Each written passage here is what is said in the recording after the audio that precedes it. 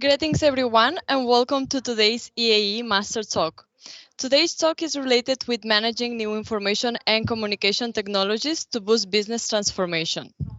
In today's talk, we will come with the expertise of Marc Sanso.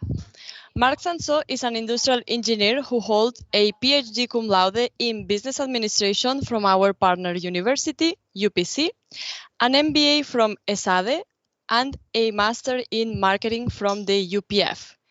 He is CEO of EAEBITS, a strategy consulting firm specialized in technology environment. Greetings, Mark. Hello, thank you for having me. Good afternoon. Perfect. Thank you very much for inviting me to this presentation, Svetlana, in which we will be covering the essentials on what we call the deep tech revolution and the digital disruption that we've been experiencing in our economy since 25 years ago. Thank you very much. So without any further ado, let me make a very brief presentation of what we do at EAEBITS and a brief presentation of myself. So as you said before very kindly, thank you for that. EAEBITS is a strategy consulting firm specialized in technology competition. We are startup advisors, and we also work in digital transformation processes with SMEs and big companies alike. So we work in a variety of different industries with digital business models, and we help companies understand how technology can transform their business.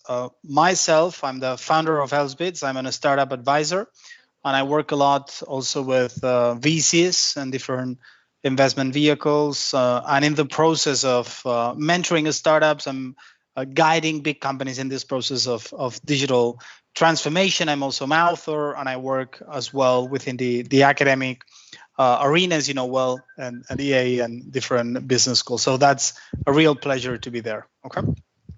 Thank you, Mark. Okay, so let's start with our presentation today. I always like to start when I got invited to this kind of meetings, and I always like to start by speaking that, yeah, it's been very profound, the kind of changes we've been enduring in the last 20 years overall, globally, in different industries. And it's kind of weird a little bit because when we speak about ICTs and deep tech, it looks like they've been here forever in digital stage, in different stages, but they've been here forever.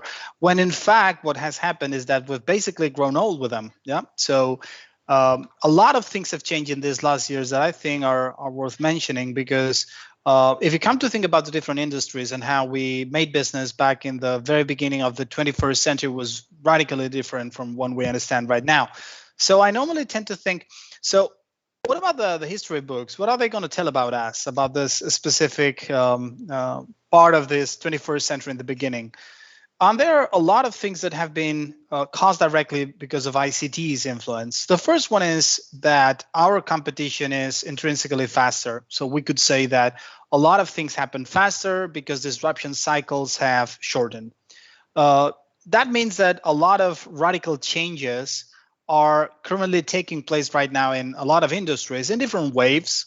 Probably we started with tourism, we started with then we retail, and then lately we've seen education, we've seen financial services, and what we have ahead of us is the last stages of this digital disruption, which will affect massive industries such as, for example, transportation, automotive, B2B, etc. So we've been looking at very important changes, and I would say that the most prevalent change that we've seen in many industries is the fact that ICT has shifted the attention from being industries purely focused on the supply side, meaning by that competitive advantages were gained through production efficiencies and scalability. And now we're looking at demand-driven industries, okay? So it looks like everything has changed because now the spotlight is not on how good we produce things, but how good we are at handling interactions with customers. And this is something that has been very much caused because of the digital technologies and lately exponential technologies. We're also contemplating industries and economies that are much more concentrated, and because of the network effect, which is um, a brand new competitive advantage caused by digital technologies and platforms, which is about the aggregation of demand. We're looking at a very important global movement of concentration. You might be looking at big tech companies that are now accounting for, massive shares of market shares in different industries, and that's always a good idea and good news if you are one of these companies. It's very bad for competition. We have to adapt to that. We're also looking at asymmetric competition. I remember in late 80s, beginning of 90s, you could define a company just by the product portfolio. Yeah. So you could be thinking about Coke or General Motors, or you could be thinking about Toyota, for example. And you always had an industry defined by the product portfolio to speak about these kind of companies. Yeah. But now we're looking at alphabets, we're looking at metas, we're looking at Amazons, we're looking at a lot of tech giants that are and that's very weird because they cannot be defined by one specific type of industry or product, but it's much more complicated and related to how they handle customer interactions. If you come to think about Amazon, for example, Amazon has been very good at transitioning from pure B2C industries to very complex B2B industries. So now we use these kind of companies for pretty much everything to, stream content, music, of course, cloud, software as a service, marketplaces, a lot of different things. Yeah. So it's no longer the product who defines what I am, but the kind of relationship that I have with my customer. That's important. Yeah. And we've seen very dominant new business models boosted by non-native tech challengers in this kind of industry. So in every single massive industry you can think of, we have now a non-native technology challenger that is pretty much changing everything, forcing new types of professional profiles, and somehow causing us and forcing us to cope with deep tech. Yeah, and this is something we wanted to talk about in today's conference and meeting, because this is very important. We are looking at a transversal impact of deep tech in every single industry, and this is not going to change in the years ahead, but in the upcoming future we will see a much more profound impact of deep tech in every single industry. So, Svetlana, what happens when you start speaking about the role of technology is that it looks that, as I said before, it's always been the same, especially if we speak about ICTs, yeah. But in fact, this has changed a lot. So this is a roadmap that I like a lot to explain. When we speak about ancient history, probably some of our listeners and viewers do not remember very clearly that part of our lives. But when we were living in the analog period of our lives, so before web, the world was a much more, how could I say, a much more intuitive ecosystem. You didn't really had a lot of information, and the information that you had was not live, it was not updated. So it was a world in which even the business was based on late information and rumors, and a lot of these things were based on what we now understand as the initial stages of digitization. And basically the focus was about how to optimize these kind of relationships in a very complex and disconnected world. With the beginning of the implementation on webs and e-business, we're looking how progressively we are moving from an initial stage in which we're basically connected. So from over the night, I can talk to someone and make business with someone who is very far away from me. For example, I understand, from Barcelona, I understand we started working with, China and Japan and Australia. You could start working with very far away markets with totally different models and relationships, and the internet was very good about that. And then progressively, we also understood that this was a two-way road. So we started the concept of e-business. So basically transforming the world into a giant sales channel in which we could all deliver new types of efficiencies. And finally, we've been lately exploring the possibilities that three very big ICT related technologies such as mobile, big data, and social, plus cloud, I would say, is offering us in terms of digital marketing. So now we can have tailor-made proposals for every single type of customer that we have, no matter how far away this customer is. Okay. So this is not the end of the road. What we have ahead of us is even more disruptive, which is these green and orange columns in here. The first one is the so-called digital business, which is something that we've heard a lot. It's been definitely a hype. But what's forcing us to do is to understand how to include objects in these new type of business models, so that we are no longer alone as human beings in this kind of digital economy, but we are progressively incorporating objects. And this will be further boosted by the deployment of IoT and 5G. And finally, the end of the road in this digital technology roadmap, in this journey that we started like 45 or 50 years ago, would be the autonomous object stage, in which what we do is, okay, we've already included objects, but now these two objects would like to interact between them without our direct influence, so that this concept of smart machines, this concept of intelligent and autonomous objects becoming major customers, again, in both sides of the world, just the suppliers and customers, will be definitely boosted by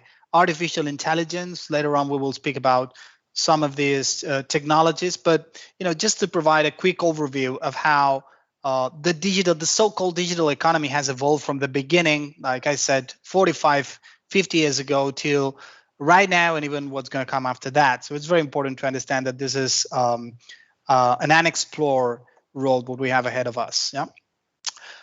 So the digital disruption, which is the major changes that the implementation of digital technologies and related technologies have been causing in our economy, is not a single stage process, is a multi-process that always starts with a process optimization.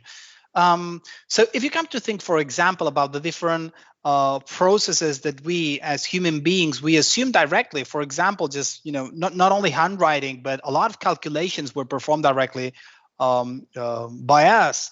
Now imagine that we have spreadsheets, we have Excel, for example, and we have the Microsoft suite that changed a lot of these processes by optimizing them, so that now they're faster, now they're more flexible, and now we can collaborate to use that. So that's been an optimization in the overall process, and this can also be applied to the way we process different machinery. We have very complex logistic value chains and stuff. So the process optimization is always the first stage in this super disruption process. Yeah, but the most important cue, I would say, that the digital disruption has started in a business is always the impact that this disruption is having on distribution. So if you come to think about music or media or information or tourism and hospitality, all a variety of industries, we've always watched, we've always been looking at a major impact on distribution, because the digital technologies are much better at delivering new efficiencies and new distribution channels. And this is going to happen in a lot of industries that are still going through the process of change. Like, for example, in the automotive industry, which is something that we work a lot about, you could see how traditional car dealers are changing a lot. So what we have ahead of us is a profound change in this, just as it has happened before in other industries. Then stages 3 and 4 in this process of digital disruption and the implementation of digital technologies always lead us to a major change in the business model. Yeah. So the digital economy has brought us a lot of different things, a lot of possibilities, a lot of challenges as well.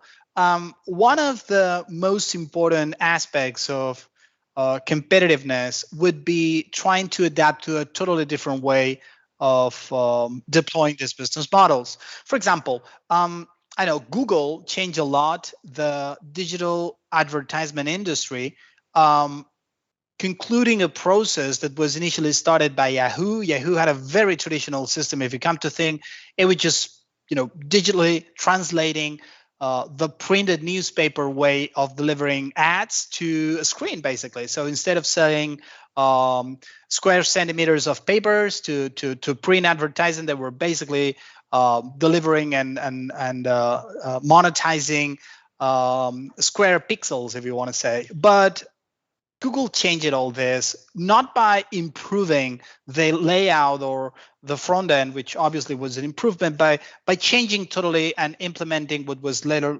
known as the first massive B2B platform. Okay, a lot of these business models have to do with servitization. This is why we've learned the acronyms like transportation as a service or platform as a service or music as a service. So digital technologies are very good at servitizing economy, and this definitely leads us to a situation in which what we are looking at is a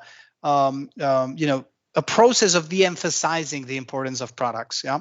For example, again, the automotive sector will see in the upcoming years how the product car, I mean, the car understood as a product, progressively loses interest in the customer mind, because when we don't drive anymore, what we are interested basically is in the service layer around this concept of car, just as when we get into a plane or we travel by train or something like that, or by plane, we're not really interested in the product itself. I don't even know the model of the train or the plane that I'm into. I'm just interested in the kind of services that are available for me when I use them, right? And this is the concept of servitization, and this, believe it or not, will happen in pre-digital industries such as the automotive industry or some manufacturing industries that we've been looking at. Yeah, and finally, the autonomous objects, which is, as I said before, how this service layer includes not only persons but also objects that would like to interact between them without our direct supervision. Okay. In this general process of disruption, of course, we're looking at 3, 4, 5 very important key enabling technologies that will change everything in the upcoming years. Because when we speak about ICTs, this is a very traditional way of understanding. I think a much more updated way of putting this would be speaking about deep tech. Deep techs are technologies with exponential growth that are a result of the recombination of different pre-existing technologies, but would play a very important role no matter the industry, and you just have to look at different horizons. Okay, so it's always complicated to make a choice of the different technologies that will be fundamental in the upcoming years, but I think that we could all conclude that at least 3 or 4 of them would definitely be present in every single type of forecast that we do. Yeah. So basically, in this slide, what we're talking about is the different horizons, the time frame for that deployment. Data science, for example, is something that we have here.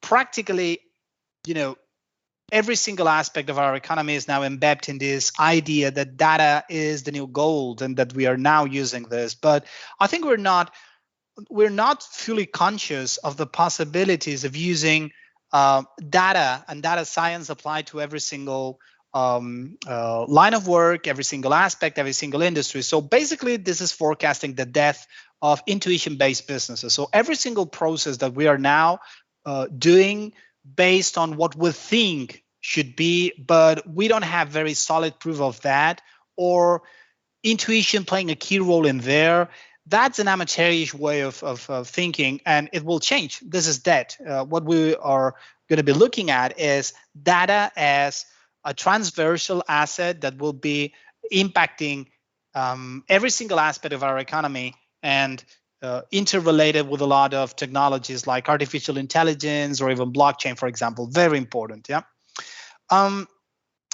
With a very, let's say, diverse geographical distribution, because that pretty much depends on the type of public and private investment, we will see the rise of 5G and IoT, Internet of Things, in the upcoming years. These will enable the further deployment of what I said before about autonomous economy, and will be having a huge, massive impact on B2B industries. So 5G is the very first telecom protocol that has not been conceived just for B2C industries, just as I can stream Netflix and it's better looking and the quality is higher, so my customer experience is better. Of course, this will happen, but what we will see in here are the deployment of massive transversal IoT platforms affecting every single part of our economy, like connected homes, connected vehicles, and a lot of these vehicles and homes and different pillars of this digital ecosystem will be making decisions on their own. So that's important. Yeah. Artificial intelligence and its derivatives, like, for example, machine learning and deep learning, which is just subsets of specific types of artificial intelligence, like neural networks, will also play a key role, especially combined with other technologies like blockchain. If I had to highlight and select a single technology that will have probably the most important impact on our everyday life, definitely I would say blockchain.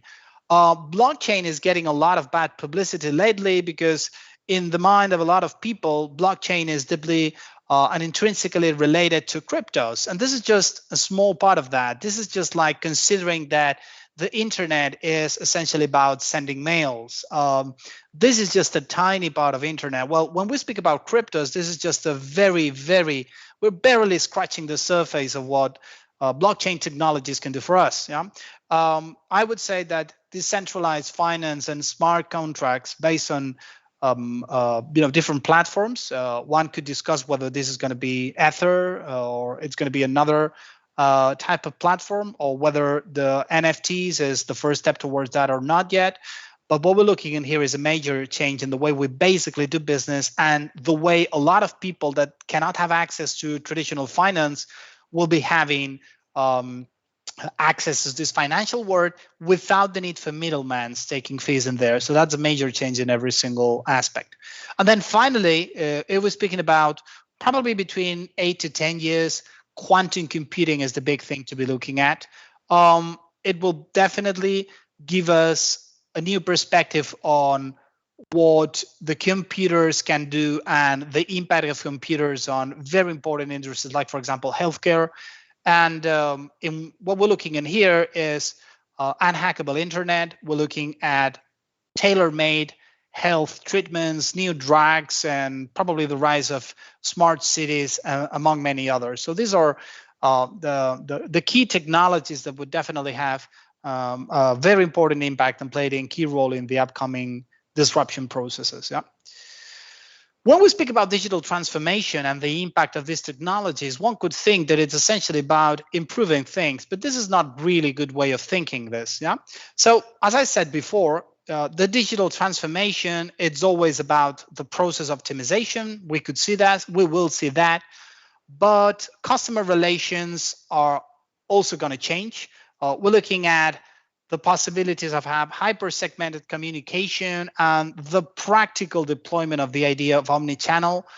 I would say that if anything positive has come from this horrible pandemic that we've been suffering, is speed up in the entire process of helping a lot of companies that were practically living in the 19th century. Now they've been somehow forced to embrace the 21st century way of doing things. Yeah, and that's always important. Yeah.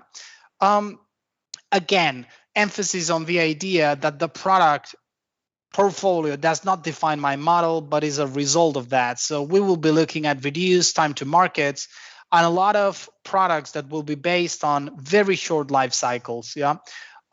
So that companies have to be ready to not embrace a product and try to stick with this product forever, but to be constantly on the look for new services. For example, financial services will be something that in the upcoming years, every single medium to big company will have to offer in its service portfolio. And the product is something that rotates even faster than what we've seen before. Culture and architecture, we've seen the big resign, what has happened in a lot of Western countries. Because of the pandemic, we've seen a lot of traditional workers contemplating with good eyes other non-traditional ways of working, like freelancers and stuff like that. We're looking at horizontal liquid organizations with a totally different culture, a totally different architecture, a much more open vision on value change, and a totally different way to consolidate this relationship between the worker, the customer, and the organization. I would say that in general, people are no longer interested in working and having long careers in one specific type of company, no matter how good this company is, and they're probably not interested in having stable careers, working and professional careers. And this is something that is both a result and a cause of the disruption that we're looking at this sense. And finally, new business models, totally different. We're looking at major changes in super big industries like education, healthcare, pharma, insurance. A lot of them will be forced to embrace new business models. So it's always important to be constantly on the look for new trends in this sense. Yeah.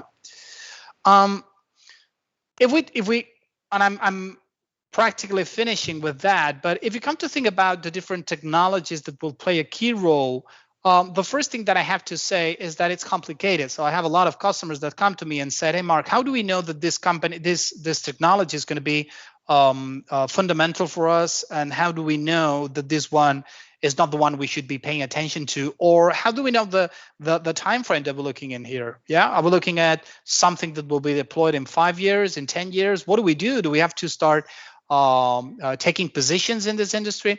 There's a very good way of looking at that, and Gartner, which is a very good tech consulting firm, frequently speaks about that, which is the hype cycle. Hype cycle helps us understand the evolution of technologies. Very briefly, in 2021, published a lot of different technologies that could be very important in the future in a variety of industries. Take a look, for example, at when we look at non-fungible tokens, which is something that is all the rages right now in the news.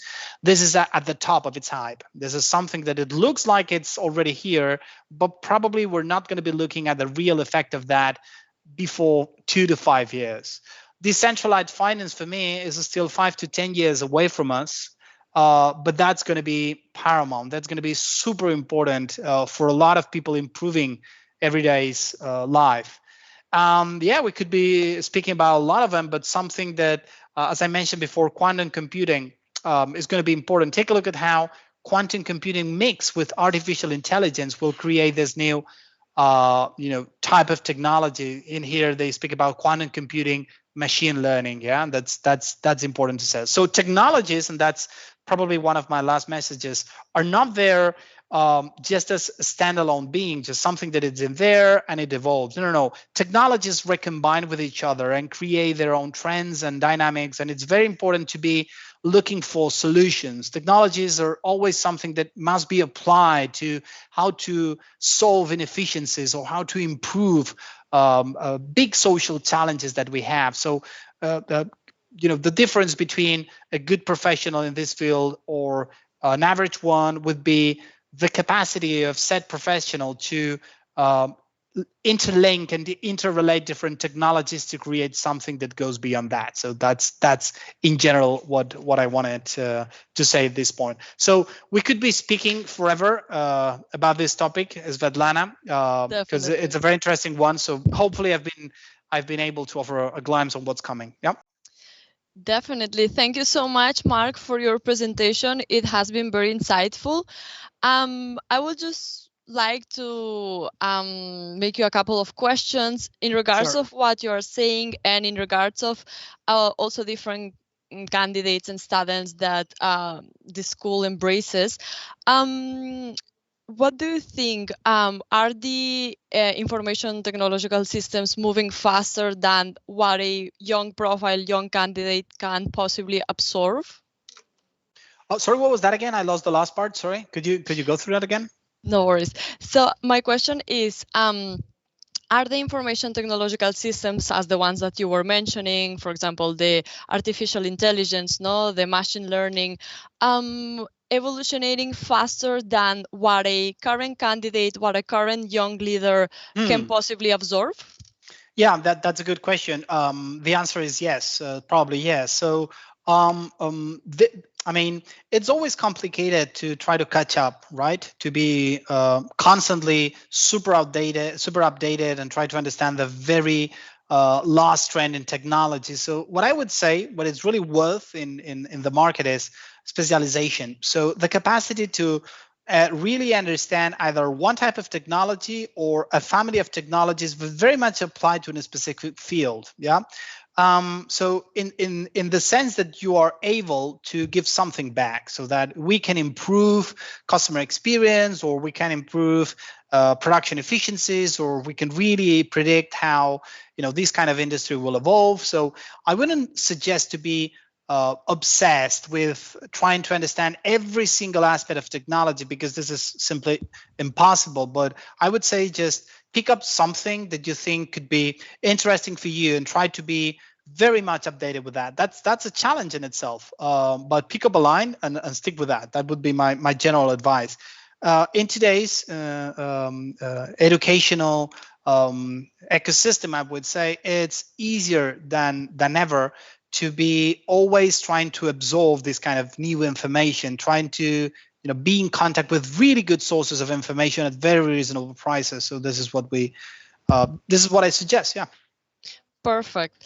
And my next question would be a little bit more related with what are the recommendations that you will provide to the students or anybody who is watching us right now on how to apply the information technological systems towards their companies or their roles within a company?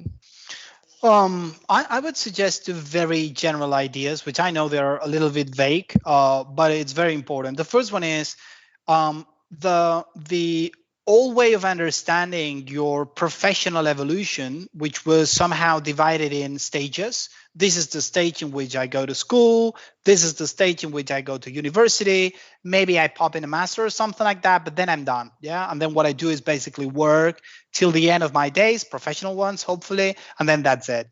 This is no longer working. So that if you want to be a good professional, you have to be constantly getting good training, good knowledge, specialization. This is what makes a huge difference between an average professional and a very good one.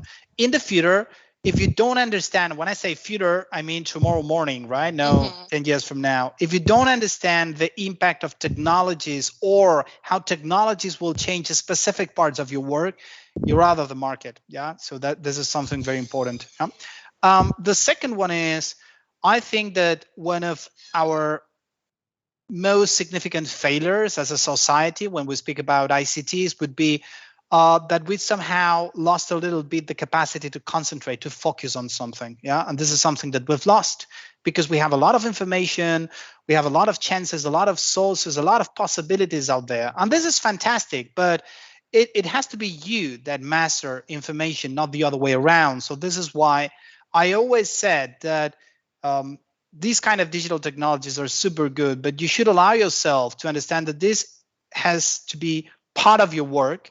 You need to understand, you need to specialize on something, but traditional way of working in terms of hard working, effort, on trying to look for high quality social challenges, stuff like that, this is more important than ever, because what we have ahead of us are very, I would say, very important challenges, both from a positive and negative perspective. But we require top professionals with clear minds that really understand what they want to go through. So this would be my two advices on that topic. Perfect. Thank you so much, Mark. I think it has been very useful as well. From my side, those were the main questions. I would like to once again appreciate your time and everybody's time that of our viewers that they connected today to watch this masterclass. For anybody of those who are watching us, if you have any further questions or doubts, you can contact Mark directly. You will Yeah, you have have my mail down there. Yeah. exactly. It's been a pleasure. Thank you very much, Svetlana, for having me. Hopefully, it's been interesting for our viewers. Yeah. Definitely. Thank you once again and have a great day ahead. Thank you. Goodbye. Bye bye. Bye bye.